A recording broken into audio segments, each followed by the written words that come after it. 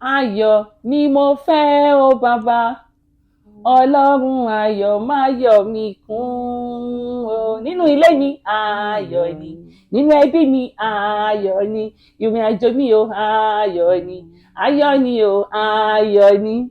Ẹ kú ilé là ń kára ilé gẹ́gẹ́ bẹ́yìn náà ṣe mọ̀. Èmi ọmọ yín olólùfẹ́ yín náà ni. Abọ́sẹ̀dé Akinola, Ile Alayo with Bose Akinola. Gẹ́gẹ́ bí mo ti máa ń sọ fún yín gbogbo ìgbà pé tẹ́ bá ti rí mi, ẹ ti rí Ile Alayo. Tẹ́ bá ti wá rí Ile Alayo, ẹ ti rí Bose Akinola. Gẹ́gẹ́ bẹ́yìn náà ṣe mọ̀ pé ìgbádùn tí yín ó ní wàhálà tèmi. Kémi máa tójú bọlé kìíní, tójú bọlé kejì láti dé kẹ́kọ̀ọ́ kan àbí kejì ń bẹ̀. Gẹ́gẹ́ bí ẹ tún ṣe wá mọ̀ wípé ètò yìí wà fún ẹ̀kọ́ bá a ṣe lè ṣe nínú ìgbéyàwó wa, tá a fi lè mórí bọ́, tá a fi lè jàjàyè, tá a fi lè jàjà ṣẹ́gun. Ìyàwó tí ò ní pọ́dún kan, tí ò ní pọ́dún méjì, ibi ò tẹ̀ ní pọ́dún mẹ́wàá. Ẹni I'm tired of this relationship. Why? Báwo lẹ ṣe tanra yín tẹ́ fi fẹ́ra yín wọlé? Ṣé gbogbo I love you, I miss you, I can't do without you gbà yẹn ṣó ti kúrò bẹ́ẹ̀ ni? Ìdí tí mo tún fi gbé Ile Alayo with Bose Akinola dé ìlú Canada rèé o. Canada edition lélẹ̀. Gẹ́gẹ́ bẹ́ẹ̀ yín náà ṣe mọ̀ wípé nǹkan tí à ń gbọ́ pẹ̀lú àwọn aráàlú èbò pẹ̀lú kọ́pù ìmí wọn á lọ́ fara wọn dáadáa kí wọ́n tó kúrò nílé tó bá ti dé ìlú òyìnbó tán. I don't want to see you again. 5 miles kò gbọ́dọ̀ débí kí ló fà á? Ẹlòmíì á débí báyìí tán á lọ máa rìpọ́ọ̀tì ọkọ ẹ̀. Ẹlòmíì á débí báyìí tán á lọ máa rìpọ́ọ̀tì ìyàwó ẹ̀. Ẹlòmíì á débí tán á di 50-50 ikọ̀ ni. Kí ló fà á? Inú mi ti ẹ̀dùn pé ìdílé tí mo wọ̀ lẹ́yìn rẹ́ fún ìdínájì Pastor Mrs. ni mọ́mì lẹ́yìn gbogbo ẹ̀kọ́ tó yẹ ká kọ́ pátápátá náà máa fi kọ́ wa. Ẹ má gbàgbé láti subscribe sí Akibos TV gẹ́gẹ́ bí ìṣe wa. Tell someone to tell someone. Tell a friend to tell a friend. Ẹ support the ministry mi. Without you kò sí bí mo ṣe lè survive. Ẹ̀yin náà ṣáà mọ̀. Now ẹ̀yin tèmi Ile Alayo with Bose Akinola ká padà sórí ohun tó gbé wa débi. Ẹ jẹ́ kí n ṣe àfihàn àwọn àlejò mi pàtàkì tí wọ́n host mi lẹ́yìn. Tí wọ́n fẹ́ dá sí tọ́lọ́run látàrí ètò yìí. Tí wọ́n fẹ́ dá sí ti ẹyẹ ọ̀pọ̀lọpọ̀ èèyàn tó ń wò wá pàápàá yẹn lólùfẹ́ Bose Akinola. Mo dẹ̀ mọ̀ pé lórí ètò yìí a máa tún rí ẹ̀kọ́ tó pọ̀ tá a máa tún kọ́. Bàbá àti màmá mo kí yín ẹ kú kalẹ̀ ẹ kú ìjókòó náà. Ẹ bá mi ṣe introduction fún àwọn olólùfẹ́ wa tí ń wò wá nílé. Àìṣe lóòtú inú wa dùn láti wá síbí láti jẹ́ host yín ní èmi. Ẹ ṣé. Orúkọ wa ẹ ká sọ bẹ́ẹ̀. Okay. Nítorí ìrìn àjò náà ti ń lọ bí 25 years. Ogún ọdún ó lé ní márùn-ún báyìí. Orúkọ tèmi ni àwọn èèyàn máa ń pè mí lálùfáà nítorí òjíṣẹ́ Ọlọ́run mi. Adúpẹ́ lọ́dọ̀. So Reverend Wilson Adéolúwa Tolúlọpẹ́.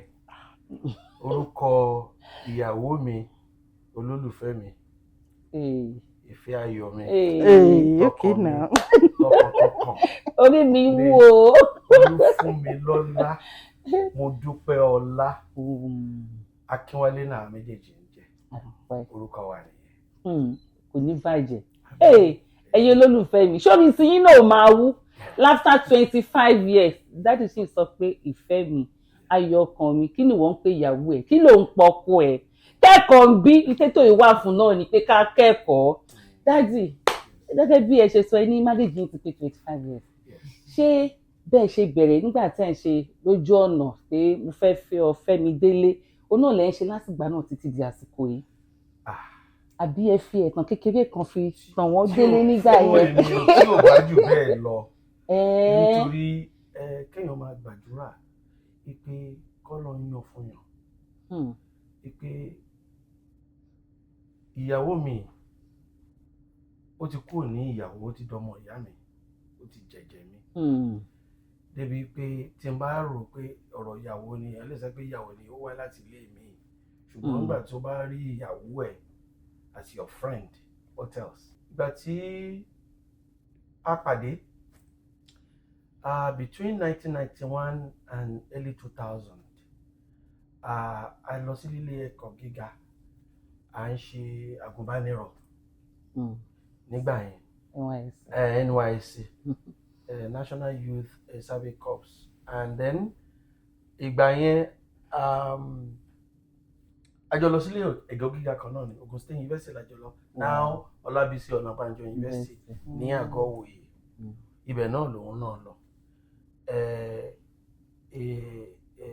English ni mo ṣe, English arts, èmi ni ká ṣe theatre, ká tún ṣe grammar la ṣe, àwọn ṣe combine honors, English education àwọn ṣe, torí àwọn like ọmọdé, wọ́n like ọmọ akẹ́kọ̀ọ́, kọ́ máa kọ́ àwọn ọmọdé. Wọ́n dẹ̀ kó yan mọ́ra dáadáa bẹ́ẹ̀.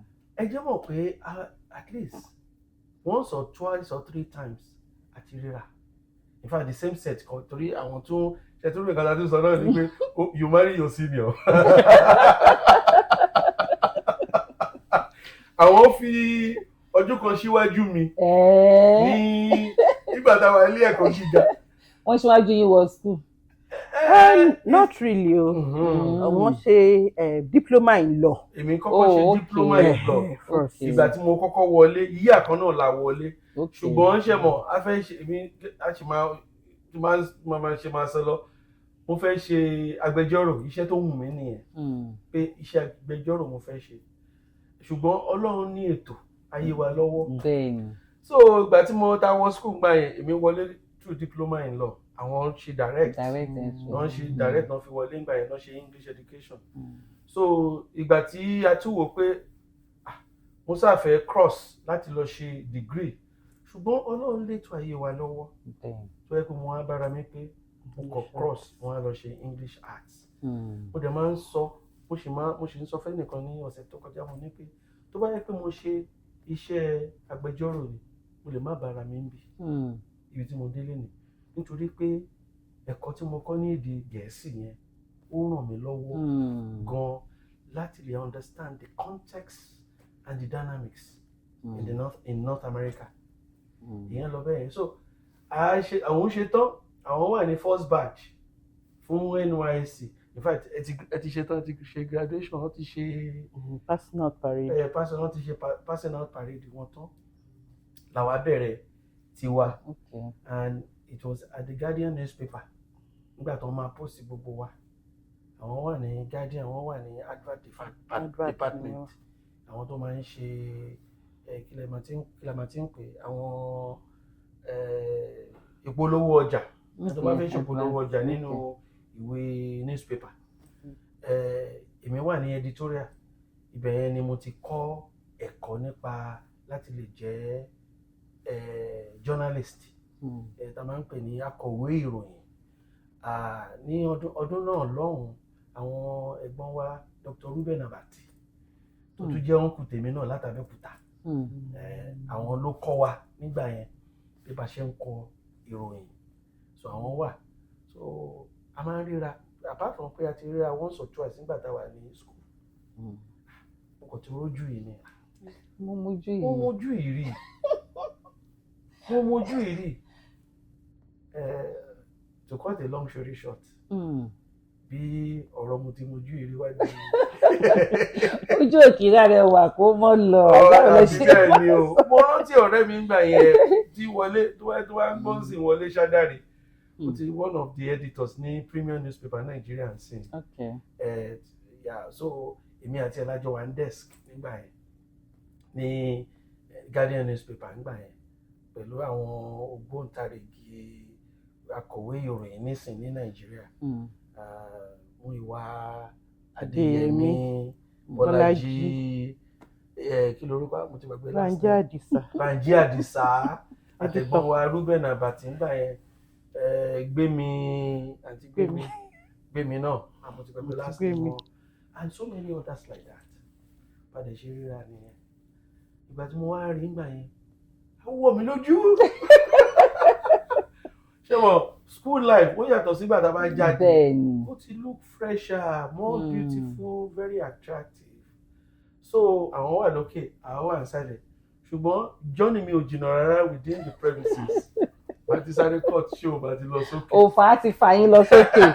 Òfà mi kan wà níbí o kò lè lọ. So bí mo ṣe bẹ̀rẹ̀ sí ní ṣe, mo wá rántí ọjọ́ kan a close ní ọwọ́ rẹ̀ lẹ́ni o àwọn ti close àwọn ò tí close torí pé àwọn àtàbá wà lẹ́dítóríà ní newsroom ìgbà yẹn ni ìròyìn máa wọlé tá a máa kọ gbogbo ẹ̀ lókọ̀ dẹ̀ ń lọ bẹ́ẹ̀ yẹn lọ́kàn mi dẹ̀ sọ kíní kan sọ lọ́kàn rẹ̀ pé ìyàwó ẹ̀ ló ń lọ yẹn mo sọ fún àbí mi sọ fún ìyàwó ẹ̀ ló ń lọ yẹn o lè mọ̀ pé mi Ọlọ́run ni and then I just took that one in mo dẹ̀ ní pé if it is God's will àṣeṣe tó bá yẹ pé kì í ṣe fẹ́ he has a better plan so bí mo ṣe bẹ̀rẹ̀ sí ní ṣe calculation mi nìyẹn láti là mí ṣe let me get closer to this woman let me get to know her lọ bá mo dẹ̀ introduce ara mi o editorial mo wà ń bí o ó dẹ̀ ń pàjọ lọ sí àgọ́ òye ní àwọn tó wà ní ọ̀sán náà that so bí adúpẹ́ lọ́jọ́ ó lọ gbé sí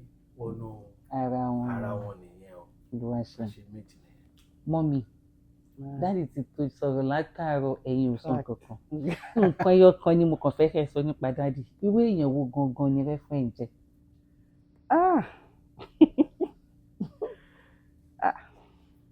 èèyàn tó dáa ni èèyàn tó dáa ni ìmọ̀ àtìgbà tá a ti bẹ̀rẹ̀ o tá a ti mọ́ra o mi ò ní regret pé a mọ́ra ló wá ṣe mi ò dẹ̀ ní regret pé a fẹ́ra ló wá ṣe.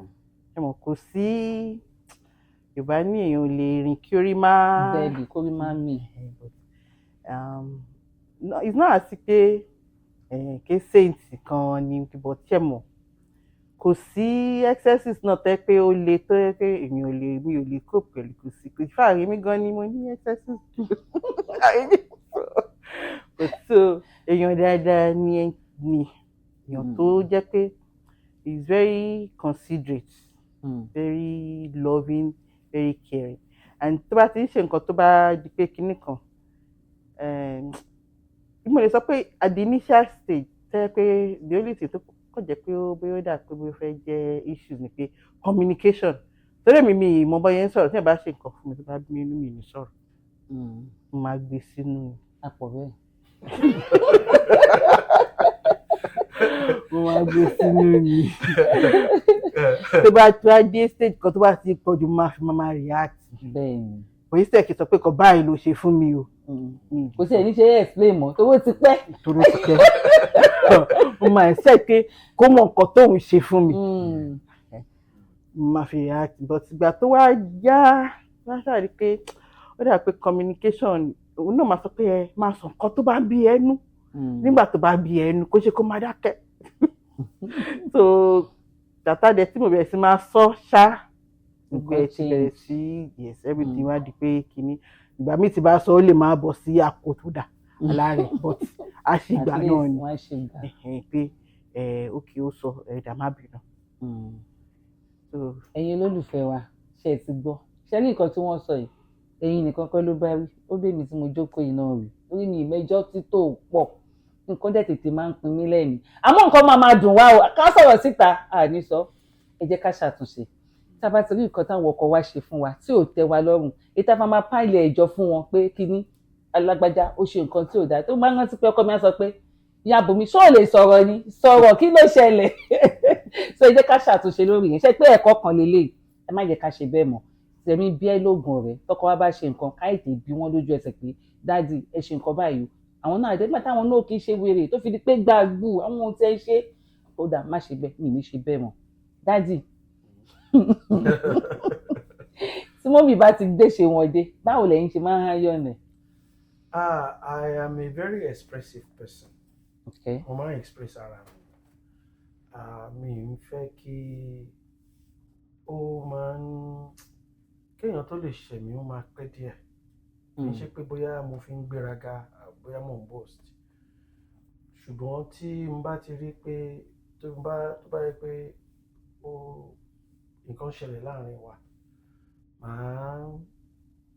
mo máa try as much as possible to communicate with her to express my thoughts what is it that I've done that I've not done right or what is it that you want me to do differently. Mo open sí a correction and nǹkan tí mo fẹ́ káwọn èèyàn wá ti kọ́ nínú nǹkan tá à ń sọ yìí ni pé gẹ́gẹ́ bí ọkọ, don't see yourself high up there and create that gap between you and your wife. ìyẹn ló pọ̀ jù nílé.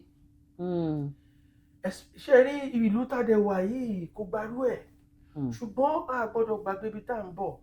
Mo rántí nǹkan tí àwọn òbí mi tó kọ́ mi. Wọ́n kọ́ mi pé bàbá mi àti ìyá mi ni o.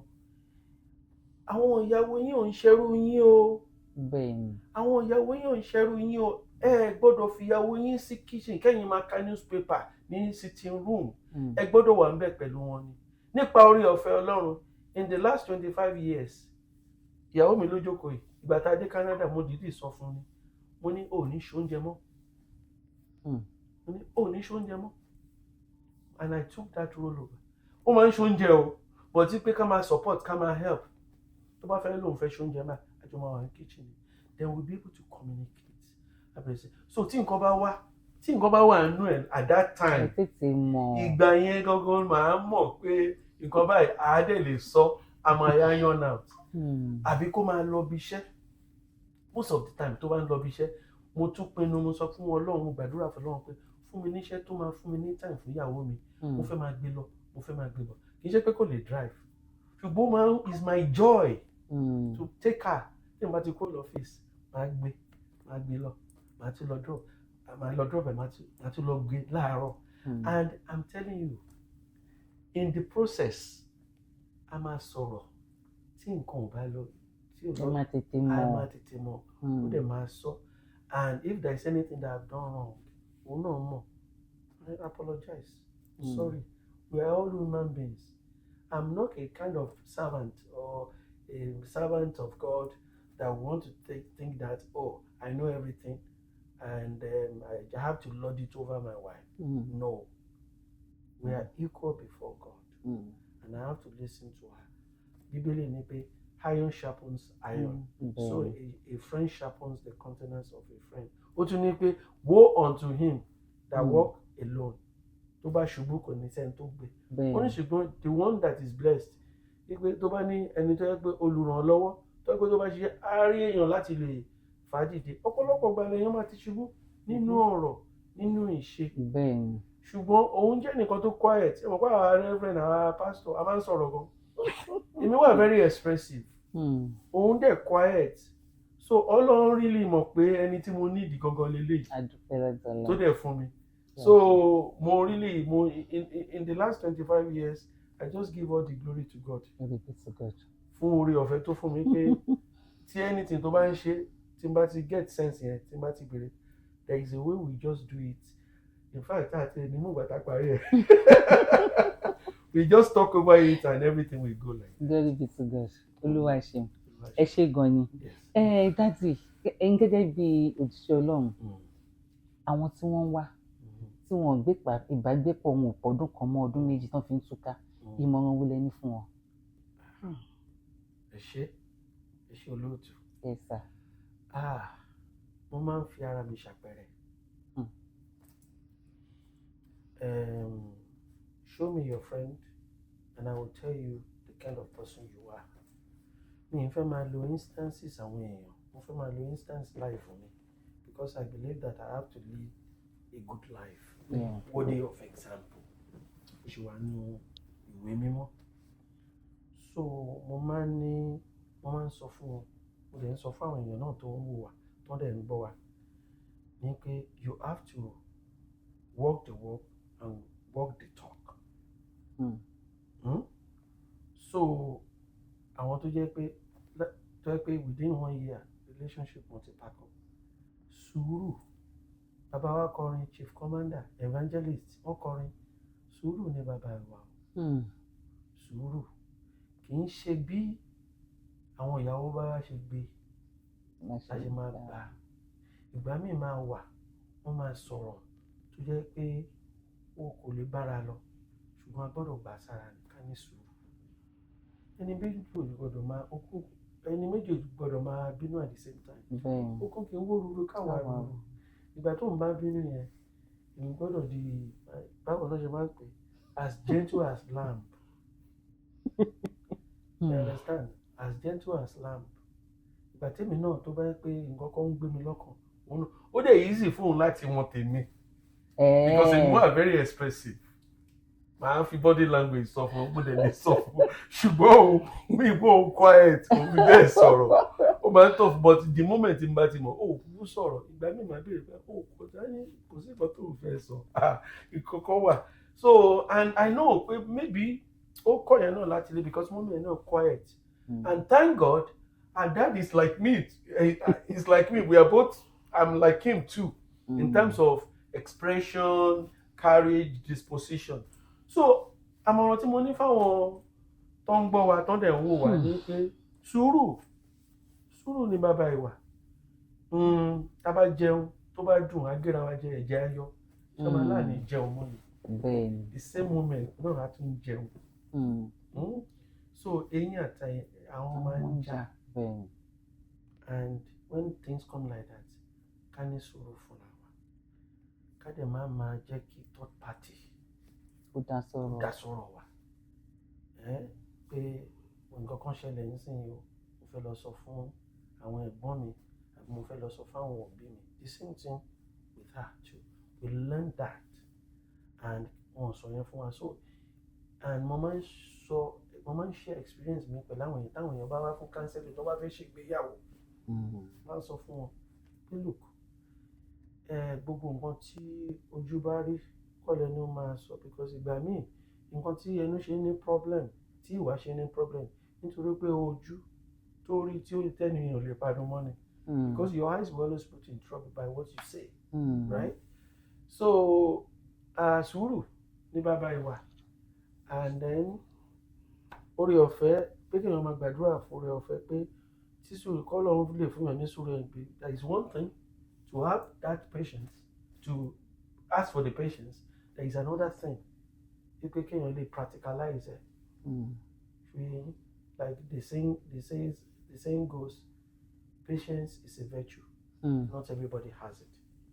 bẹ́ẹ̀ni ẹ ṣe dájú bá mọ́mí wa torí wọ́n ní ilé tó ń dùn ọwọ́ obìnrin ló wà ilé tó tòrò ọwọ́ obìnrin ló wà dáàdì tí bàbá sọ̀rọ̀ nípa sùúrù pàápàá ní aspect àwọn ọkùnrin àwa obìnrin kí ló fà á dágọ̀ pé èmi àti yín wà lórí social media tí a rí ìpínlẹ̀ kan tó fly lẹ́nujọ́ mẹ́ta ọkọ tó múyàwó wọlé tán tí a ò dé ìlú èyìnbó tán tó bẹ̀rẹ̀ sí ní dá wà lálẹ́ lójoojúmọ́ pẹ̀lú ọkọ at the end of the day máa yẹn padà lọ wọ́n padà deport woman yẹn bóyá ẹ gbọ́ sí story yẹn recently kí ló fà àwa obìnrin tó jẹ́ wípé a ti gbàgbé culture wa nílé gbogbo bá ṣe ń ṣe gbogbo wa la mọ̀ bí couple ṣe máa ń ṣe ní Nàìjíríà wá tó jẹ́ pé tá a bá dé bíbá ìtàn àwọn change ẹ̀ pé kò gbọdọ̀ rí bẹ́ẹ̀ mọ́ kí ló fà. kì í ṣe olóòtú ẹ ti rí bí couple ṣe gbé Nàìjíríà yẹn kò lè work níbí yìí ṣe ti rí ẹlòmíì ní Nàìjíríà lord and master ní bàbá nílé ọmọ jókòó ọmọ kẹsẹ̀ sórí tébù ọmọ kàwé pààyà ọmọ máa ṣùgbọ́n máa dìde ọmọ mẹ́ta ọmọ mẹ́rin ìyá máa ṣe wọ́n lè máa ké nígbà kan náà láti bẹ́ẹ̀ ni pé òun ò rí ìyá ló máa ṣe kò rí wọ́ọ̀kì bí báyìí o nǹkan tó máa ń fàjà nígbà míì nìyẹn obìnrin kò lè dá ṣe gbogbo ẹ̀ àmọ́ yóò bá àti dàgbà kò lè dá ṣe gbogbo ẹ̀ because ìgbà míì ọmọ tó dàgbà yẹn gan wọ́n ní ìdí àmójútó ju kékeré lọ. bẹ́ẹ̀ni. torí ẹ mọ nǹkan tó ń ṣe ẹ mọ rọrẹ tán ni ẹ mọ rìn tán rìn ìbí kéékèèké iwájú yín náà ṣe wà tán ṣe ṣinṣinṣinṣin sí rí wọn ìdóńgò díẹ̀ síta èyí tí ò sí níwájú gbólẹ̀mù tó wà. so kò sí ní obìnrin ò lè dá ṣe nǹkan tó máa ń fa àwọn ìjà míì nìyẹn. ṣé yẹn ló wá fa separation ni. ẹni ṣe ti rí Yorùbá ń ké sùúrù tí ó bá lé kan àbí kó dín kan kò kí pọ̀ jù kò ń pọ̀ jù. ṣe ti rí ìgbà míì sùúrù kan ní gbogbo nǹkan ní nǹkan ìgbà míì ẹ máa jà ẹ máa fèsì ẹ máa jà ẹ máa fèsì nǹkan yẹn ẹ máa fèsì ẹ máa jà ẹ máa fèsì ẹ wá ṣẹ̀ṣẹ̀ wá jókòó ẹ wá jókòó sí tébù ẹ tún wá ṣẹ̀ṣẹ̀ tutù ni a máa ń ṣe dáadáa àgbàdo láti kan ra wa mọ́ because òun báyìí sí wa ní sí nǹkan kan máa ní mẹ́wàá wà ńbẹ̀. So ẹ mọ̀ ọkùnrin but èmi obìnrin mo rí gbogbo ẹ̀ máa sọ pé kò jọ mẹ́wàá wà ńbẹ̀ sọ pé you can go you cannot go tó bá ti bọ́ta jẹ pẹ́rẹ́ kò gbọ́dọ̀ padà wá. Gbèlè fẹ́ lè lọ. Kò gbọ́dọ̀ lọ náà ló ń jẹ́ bẹ́ẹ̀. So sẹ́mọ̀ ìgbà míì àwọn kan wà sọ pé ẹ gbọ́dọ̀ jà kẹwàá rí sọ pé ká máa pọ̀ ọlọ́pàá yẹn mi ò rí sí gbogbo yẹn pé ká náà deport ara kò ní ká ṣe gbogbo nǹkan bẹ́ẹ̀ dé level yẹn fúnra wa. Nǹkan míì ẹ máa jọ sọ ẹ máa jọ jà ẹ dẹ̀ tún jọ resolve ẹ̀ náà ni. But tí ó bá ti ń dé stage kan pé ẹ mọ̀ pé nǹkan míì ó máa ń dé stage kan pé ẹ máa gbàdúrà pé kọ́lọ́ máa yọ ìfẹ́ ọkàn kúrò lọ́kàn yìí. Because tíjà yẹn bá ń pọ̀ jù ìfẹ́ yẹn gan kúrò tó bá dẹ̀ ti ń kúrò nǹkan kò sí nǹkan kan tán dẹ̀ ń dúró mọ́ ẹ máa rí fault ara wọn ó ṣubú ó dúró kò dúró dáadáa ó jẹun kò jẹ dáadáa ẹ bó ṣe ẹ mọ̀ gbogbo nǹkan tẹ́ẹ̀rí tẹ́lẹ̀ ẹ máa rí gbogbo ẹ̀ nǹkan tó ń ṣẹlẹ̀ nìyẹn. tán bá dẹ̀ ẹni tó yẹ pé wọ́n lè bára wọn sọ ó máa le gan àti parí ẹ̀. Àdé tó bá ti jẹ́ pé àwọn tó bá ń kó ọ̀rẹ́ mi tó bá yẹ pé ọ̀rẹ́ mi sọ báyìí tẹ́ kémi ni mi ò lè gbárù ẹ̀ irọ́ náà ń gbà wọ́n gba ìtọ́jú yẹn lọ dáadáa lé wọn ẹlòmíì ẹ̀ṣẹ̀ lọkọ̀ ẹ̀ fi lùdí láàárọ̀ but wọ́n máa sọ fún wọn pé níbo mi ò lè gbárù ẹ̀ irọ́ náà ń pa. So dàmí tí nǹkan bá ṣe kinní gan ó bẹ́tà kó sọ fún àtàwọn ọmọ ẹ̀gán jọ sọ jù kó sọ fún ọ̀rẹ́ lọ. Àbí kò dẹ̀ kàn ra kúnlẹ̀ ẹnu yàrá ẹ̀ kó gbàdúrà kó bọ́lọ́run ẹ̀ sọ. So tí àwọn nǹkan kan bẹ́ẹ̀ bá ti kúrò tífẹ̀ bá ti kúrò dẹ̀ntẹ́ ti lè bára yín sọ̀rọ̀ kíkiní yẹn kò sí ní àárín yẹn máa le láti tò. Bẹ́ẹ̀ni kó ló máa dalé wa rú. Dáàdì ìmọ̀ràn wo lẹ ní fáwọn tó máa ń ná ìyàwó wọn. Kò dáa o. Ẹ mọ̀ púpọ̀ Púpọ̀. Ẹ bá wa gbà wọ́n nímọ̀ràn. Ẹ jọ̀ọ́ mo ń bẹ̀ yín ni o ẹ jọ̀ọ́ kó ṣe nǹkan tó dáa rárá. Ẹ̀sìn mo mọ̀ pé mo máa ń sọ fáwọn èèyàn àtẹ̀sìn kìrìsìtẹ́nì àti muslim àti jewish àti àwọn hindu kò sí ẹ̀sìn tó máa kọ́yàn wípé kó máa lu ìyàwó ẹ̀ kò sí. Let's be honest. Kò sí ẹ̀ṣẹ̀ tó dẹ̀ máa allow violence, domestic violence. Kò sí. Ẹ jọ̀ọ́ mo ń rọ̀ yín ni ẹ ní láti ṣe sùúrù. It is not everything or how you feel about something that you want to react to. Mo máa fún yín lápẹẹrẹ àwọn nǹkan kan. Obìnrin náà wò lẹ́gbẹ̀ẹ́ mi. This gold beside me. Ibi tí relationship wa débi pé there is gbogbo aṣọ tí mò ń wọ̀ láti ìgbà tá ti wed níbi tí understanding wa dé aṣọ pé kéèyàn wọṣọ kéèyàn jáde bí ọmọ ọkùnrin àti fìlà she is the one that we choose.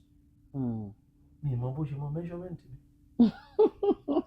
Láti yọ ọdún ìrìnàjò 25 years náà ni mo measurement. No mi ò mọ̀ èmi ò mọ̀ as in ṣe mọ̀ òun ló máa fọ́n kọ gbàtà débi báyìí òun náà ló máa fáwọn tailor ní Nàìjíríà àwọn ẹni tó máa ń design aṣọ fún wa fún mi in particular ló máa sọ pé ṣé Wálé lórúkọ Wálé ó yá báyìí o dádì báyìí òun rìn kankan báyìí ló máa ṣe and then obìnrin tó ń ṣerú nǹkan bẹ́ẹ̀ yẹn how dare you kó tiẹ̀ wo nǹkan míì wàá wò pé okay wàá gbọ́wọ́ sókè first is not godly and in the teaching of Jesus Christ bí onígbàgbọ́ ẹlẹ́sìn ìgbàgbọ́ Jésù kọ́ wa bẹ́ẹ̀ o.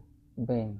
And then àwọn ẹlẹ́sìn míì kò kọ́ wa bẹ́ẹ̀ yẹn ẹ máa ní sùúrù ni under no circumstances must you raise your hand láti lè sọ pé on your wife èmi àti ìyàwó mi rèé 25 years to the glory of God. Wá ṣe. Kò sí ìjọ kan mo dẹ̀ ń sọ tóun náà lè sọ pé bóyá gẹ́gẹ́ bí ọkùnrin gẹ́gẹ́ bí ọkọ mo ṣe ọwọ́ mi sókè láti lè fọwọ́ kan ìyàwó mi. Kò sí ọjọ́ kan. A lè ní misunderstanding o. Tó normal. Àdèmà iron and health. But kí n gbọ́wọ́ mi sókè. Because lára nǹkan táwọn òbí mi tún kọ́ mi náà ni pé àwọn obìnrin yín wọn ṣerú yín o. Ẹ má fi wọ́n sí kitchen support wọn. Má na ìyàwó ẹ o. Ó lè bí ẹ nínú ó máa ní sùúrù má nà o. Tó bá ti ń nourish ẹ tó ń nurture ẹ, you be able to blend together and you be able to enjoy your relationship. Òun náà máa rò lọ́pọ̀ pé ṣé ti máa ṣe kínní ni ṣé kò ní bí ọkọ mi nínú. Now I know that not all of us la máa ní sùúrù yẹn tá máa fẹ́ react. Ṣùgbọ́n Ọlọ́run gbà wá láàyè. Ọlọ́run ti fi yín ṣe ìyá fún wa. Ọlọ́run fi yín ṣe ìyá fún wa. Kì í ṣe àwọn ìyá tó ń bí wa nìkan ni o. Ẹ̀yin náà ti jẹ́ ìyá wa. There are some things mo máa ń rò lọ́kàn nǹkan tó dé bá wá fún interview mo ti rò lọ́kàn ara mi pé báwo mo ṣe máa describe ìyàwó mi mọ́. Because at some point mo máa ń rò lọ́kàn ara mi pé jókà wo ni mo jẹ gan-an pẹ̀lú bẹ́ẹ̀. Ṣùgbọ́n orí ọ̀fẹ́ Ọlọ́run ni. And àwọn èèyàn tó ń gbàdúrà fún relationship yìí mo ń gbàdúrà fún yín. Ọlọ́run á jẹ́ kó ṣeé ṣe fún yín. Ibi tó bá jẹ́ àtúntò nínú relationship nínú marriage yín Ọlọ́run á bá yín tò. Bọ́lọ́run ṣe máa ṣe tiẹ̀ ẹ fílẹ̀ sọ́lọ́run ṣùgbọ́n ẹ̀yin náà ìṣèpá yín. Ìbínú máa wà, misunderstanding máa wà, miscommunication máa wà. Àwọn ọmọ lè fẹ́ kó sáàárín yín gbà míì. You understand? Especially when they want something from you. Wọ́n dẹ̀ mọ̀ pé ìgbà míì tẹ́ máa ṣe pé rárá. You understand? Ìgbà míì tọ́ bá ti pè mí pé daddy I want to do this. Màá ní ṣo ti sọ fún ìyá ẹ̀. Alákòóbá. Yes. So ti bá yẹ ẹ sọ ìwọ tí yẹ ẹ bá ti sọ èmi náà dúró lé lórí. And she's here to testify to that. So àti máa ná ọmọbìnrin kò dáa. Ẹ jẹ́ ká stop ẹ̀. Ìlú tàdé wà yìí nílùú North America ní Canada tá wà yìí. Nípa orí ọ̀fẹ́ t'Ọlọ́run fún mi mo máa ń lọ sílé ẹjọ́ mo máa lọ ń gbọ́ ẹjọ́ mo máa lọ observe nípa orí ọ̀fẹ́ tí mo ní láti wà on the board on the review board ní province Oranbi. Oríṣiríṣi ni mo máa ń rí àwọn little things tí ò tiẹ̀ ká nǹkan kan rárá wọ́n máa wọlé fọ́kọ ni ìyàwó máa nítorí pé ó lu ìyàwó lu ìyá àwọn ọmọdé wà ń bẹ̀ wọ́n máa wọlé fún bàbá wọ́n máa sọ time tó gbọ́dọ̀ wá wo àwọn ọmọ ẹ̀ wọ́n máa sọ fún àwọn tó máa jẹ́ custody tó wá tẹ̀sí wá burú níbẹ̀ ni pé wọ́n lè kọ́ ọmọ ẹ̀ fúnjọba nítorí pé o kò gbọ́wọ́ sókè wọ́n máa wo ìlà yẹn o wọ́n máa wo ibi tí ìlà yẹn wà lára ẹ̀. So why do you want to put yourself in all the stress?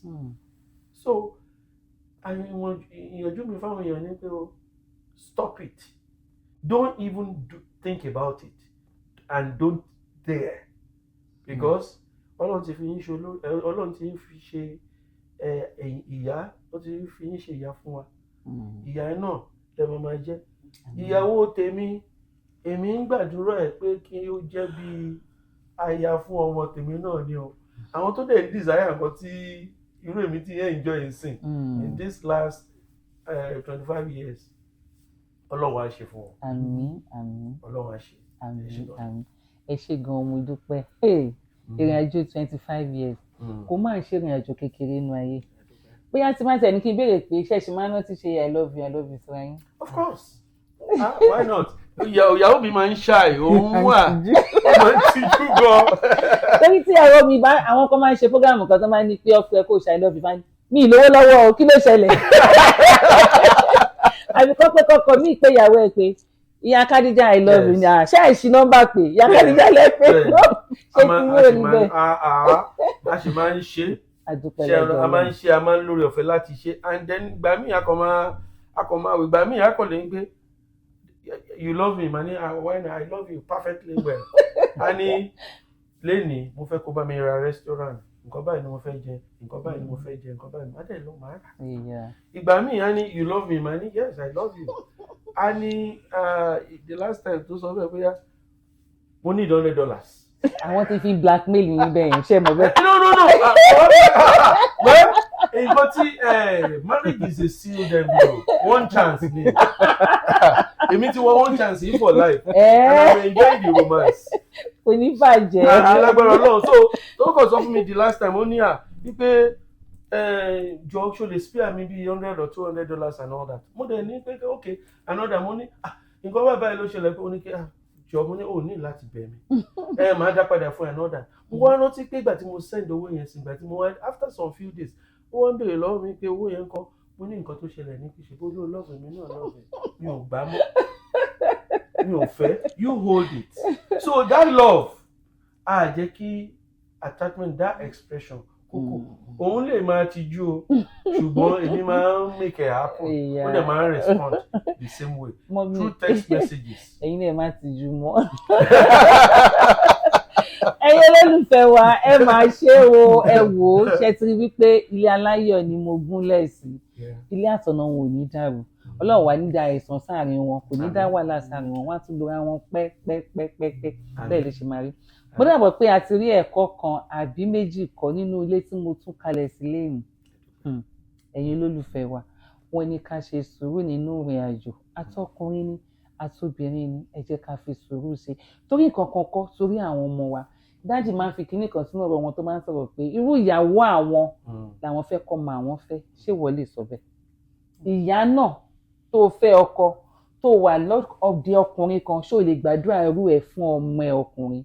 Àtúnṣe tó bá yẹ kí gbogbo wa ṣe ẹ jẹ́ ká ṣe ojú òní tiwa. Dájì ká tó máa lọ ẹ gba àwọn couple tó ṣẹ̀ṣẹ̀ fẹ́ ṣe marriage ẹ gbà wọ́n nímọ̀ràn.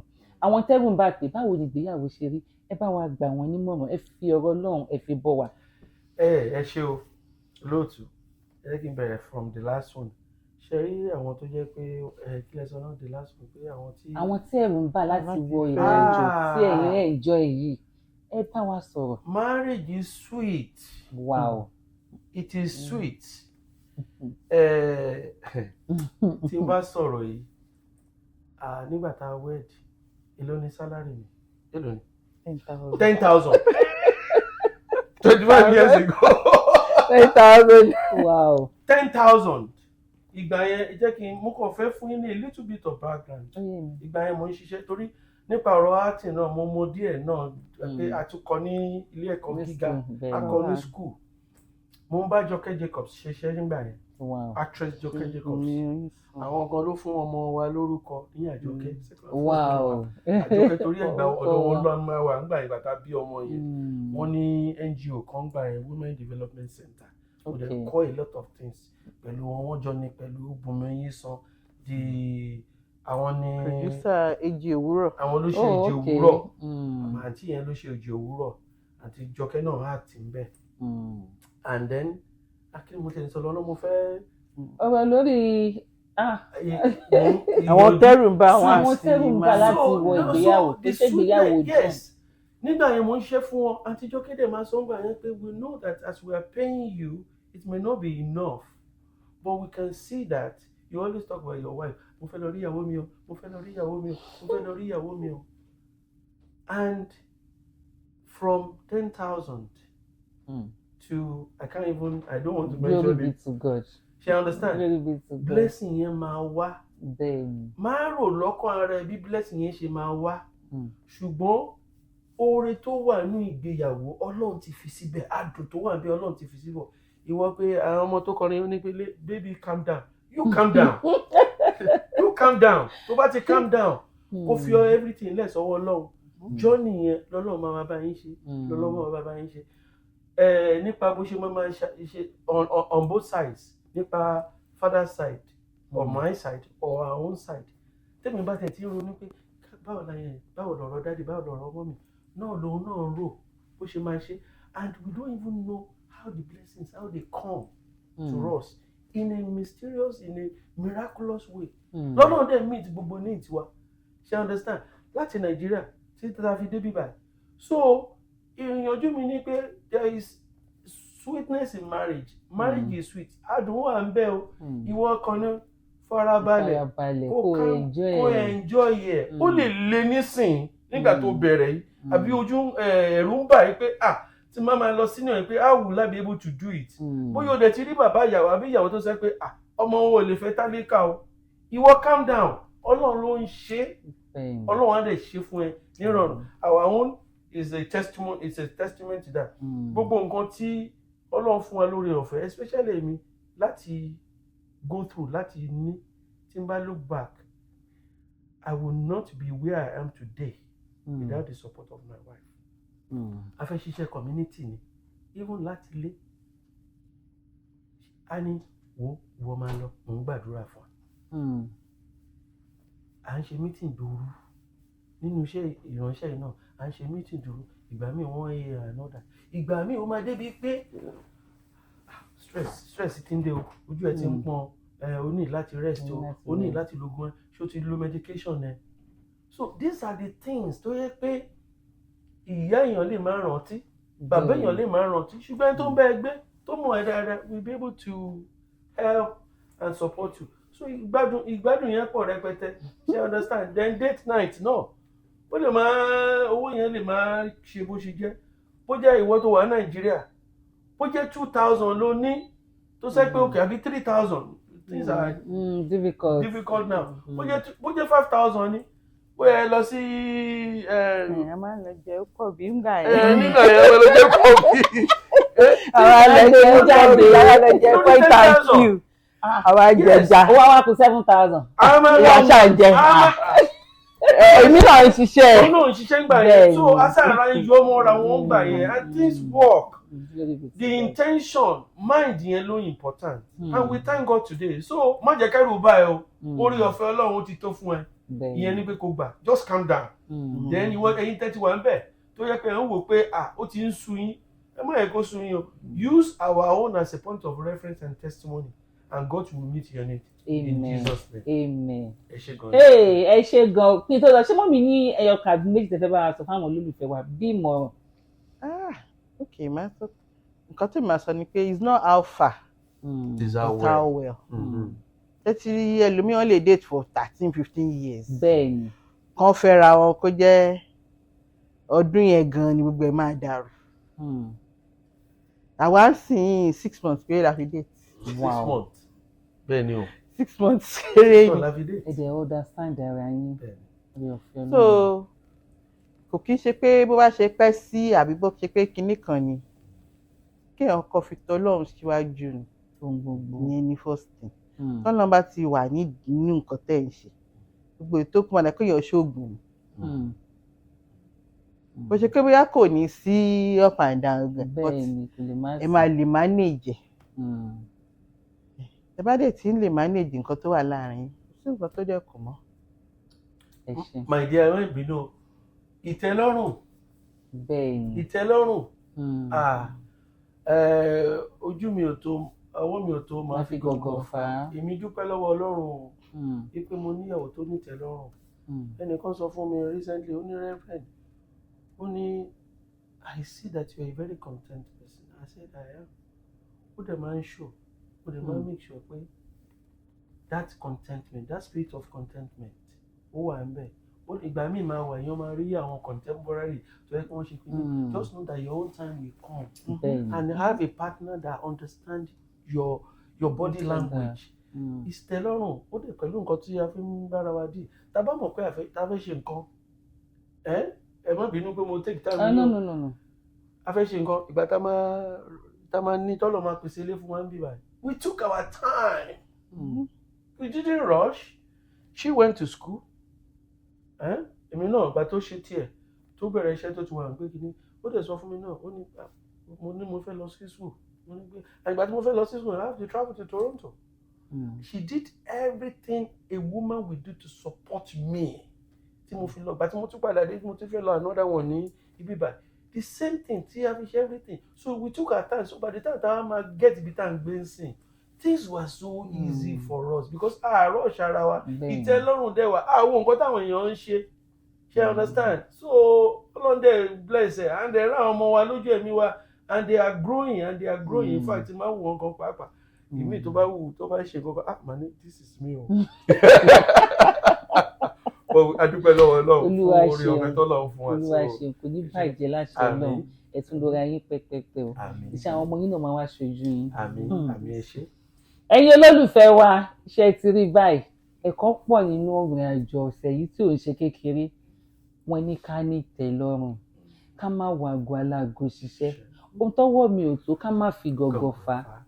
Dájú wa sọ fún wa wípé atọ́kọ àtìyàwó ẹ jẹ́ ká support ara wa support ọkọ ẹ̀ even kó jẹ́ kó o tiẹ̀ ní jù lọ tẹ́ ẹ bá jọ mọ́ra yín lẹ́yọ kan tó o support ẹ̀ ẹ̀yin méjèèjì lọ́kàn yín á balẹ̀ kó má jẹ́ pọ́kọ náà lóní má ṣe pé kí ló ṣẹlẹ̀ bẹ́ẹ̀ mi ni mò ń ṣe kinní kan ní tó fi lè mú ẹ tó fi mú wọnú ilé ó yẹ kẹ́ ẹ ti mọ̀ pé ẹ ti di ẹyọ kan ẹ sọra yín lẹ́yọ kan Ọlọ́run ò dẹ̀ ní dalẹ̀ ẹnì kankan rú gbogbo ẹ̀yin tí ẹ fi tí ẹ̀rù ti ń báyìí mo fẹ́ kó jáde as long as tí ò bá ti mú violence lọ́wọ́ tí ò ti mú nínà dání ní sùúrù ẹ jẹ́ ká calm down dáàdì ti sọ fún wa pé ẹ calm down wọ́n ní ká calm down á lè fi gbogbo òrìn àjò wa ká fi lé Ọlọ́run lọ́wọ́ Ọlọ́run ò ní dójú ti ẹni tó ń pè Ọlọ́run ò ní dójú ti ẹni kankan nu wa nígbà tó ti di lọ́sẹ̀ tí mo tí mi àtún pàdé yín ẹ má gbàgbé láti bá mi share Akibos TV ẹ má gbàgbé láti subscribe tell someone to tell someone ẹ̀kọ́ ló pọ̀ tá a máa kọ́ ń bẹ̀ ojú òde ní tiwa èmi ọmọ yẹn lólùfẹ́ yín náà ni Bose Akinola Ile Alayo with Bose Akinola ẹ ṣé ó dàbọ̀.